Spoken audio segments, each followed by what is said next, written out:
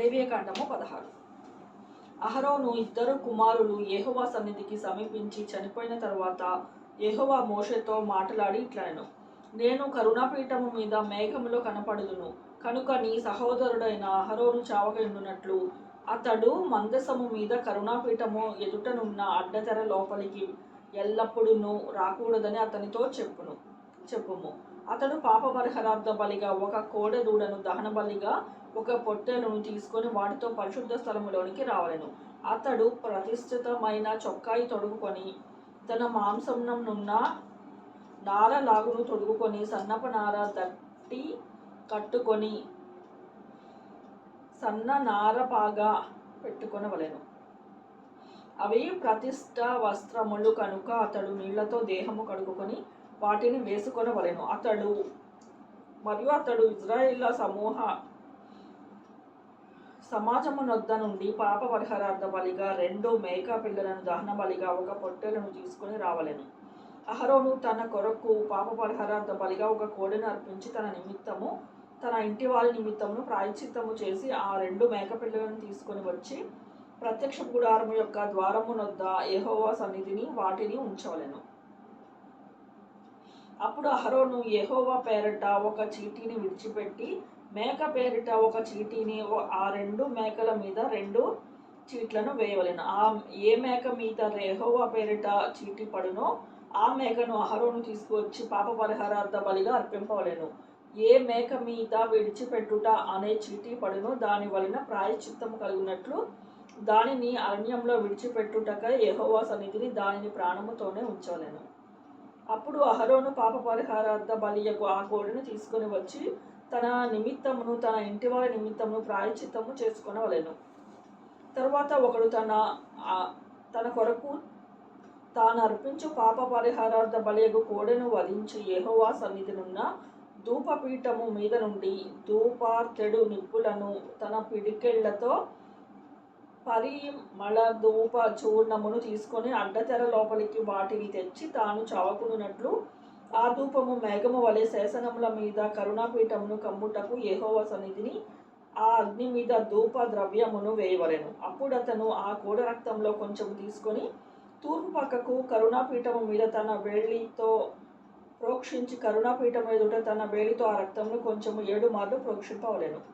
అప్పుడు అతను ప్రజలు అర్పించు పాప పరిహారార్థ బలియకు మేకను వధించి అడ్డతెర లోపలికి దాని రక్తము తెచ్చి ఆ కోడి రక్తంతో చేసినట్లు దీని రక్తముతోనూ చేసి కరుణాపీఠము మీద కరుణాపీఠము ఎదుటను దానిని ప్రోక్షింపవలెను. అట్లు అతడు ఇజ్రాయేళ్ల సమస్త పాపములను బట్టి అనగా వారి అపవిత్రతను బట్టి వారి అతిక్రమములను బట్టి పరిశుద్ధ స్థలమునకు ప్రాయశ్చిత్తము చేయవలెను. ప్రత్యక్షపు గుడారము వారి మధ్య ఉండుట వారి వలన అపవిత్రతను బట్టి అది అపవిత్రత అగుచుండునట్లు కనుక అతడు దానికి ప్రాయశ్చిత్తము చేయవలెను.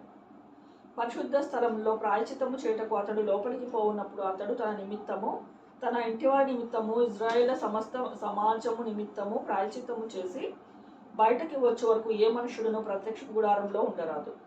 మరియు అతడు యెహోవా సన్నిధిని ఉన్న బలిపీఠము నొద్దకు పోయి దానికి ప్రాయశ్చిత్తము చేయవలెను.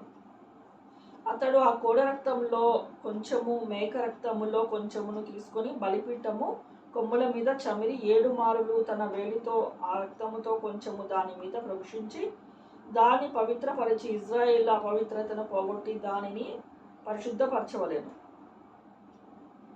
అతడు పరిశుద్ధ స్థలమునకు ప్రత్యక్ష గుడారము వరకు బలిపీఠమునకును ప్రాయశ్చిత్తం చేసి చాలినంత తరువాత సజీవమైన మేకను దగ్గరకు తీసుకొని రావలెను. అప్పుడు అహరోను సజీవమైన ఆ మేక తల మీద తన 2 చేతులు ఉంచి ఇజ్రాయేల్ పాపములన్నీయు అనగా వారి దోషములన్నీయు వారి అతిక్రమములన్నీయు దాని మీద ఒప్పుకొని మేకల మీద వాటిని మోసి తగిన మనుషుని చేత అరణ్యంలోనికి దానిని పంపవలెను. ఆ మేక వారి దోషములన్నిటినీ ఎడారి దేశమునకు భరించిపోవును. అతడు అరణ్యములో ఆ మేక పిల్లను విడిచిపెట్టవలెను. అప్పుడు అహరోను ప్రత్యక్ష గుడారములోనికి వచ్చి తాము పరిశుద్ధ స్థలంలోనికి వెళ్ళినప్పుడు తాము వేసుకున్న నార బట్టలను తీసి అక్కడ వాటిని ఉంచి పరిశుద్ధ స్థలంలో దేహమును నీళ్లతో కడుక్కొని బట్టలు తిరిగి ధరించుకొని బయటకి వచ్చి తన కొరకు దహన బలిని, ప్రజల కొరకు దహన బలిని అర్పించి తన నిమిత్తము, ప్రజల నిమిత్తము ప్రాయశ్చిత్తము చేయవలెను. పాప పరిహారార్థ బలి పశువు యొక్క కొవ్వును బలిపీఠము మీద దహింపవలెను. విడిచిపెట్టే మేకను వదిలినవాడు తన బట్టలు ఉదుకుకొని నీళ్లతో దేహము కడుగుకొని తరువాత పాళెములోనికి రావలెను. పరిశుద్ధ స్థలములో ప్రాయశ్చిత్తము చేటకు వేటి రక్తము దాని లోపలికి తేబడినో పాప పరిహారార్థ బలిగు ఆ మేకను ఒకడు పాళెముల వెలుపలికి తీసుకొని పోవలెను. వాటి చర్మములను, వాటి మాంసమును, వాటి మలమును అగ్నితో కాల్చివేయవలెను.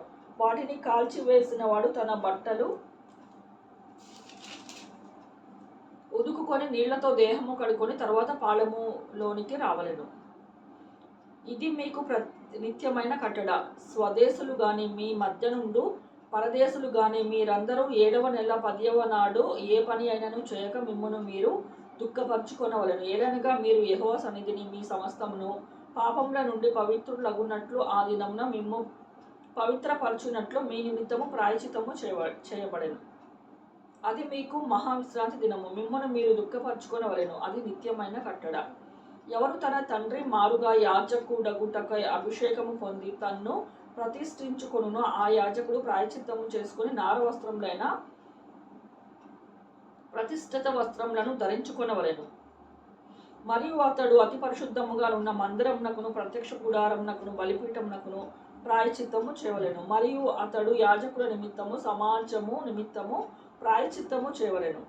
సంవత్సరమునకు ఒకసారి ఇశ్రాయేలు సమస్త పాపములను బట్టి వారి నిమిత్తము ప్రాయశ్చిత్తము చేయుటకు అది మీకు నిత్యమైన కట్టడ. యెహోవా మోషేకు ఆజ్ఞాపించినట్లు అతడు చేశాడు.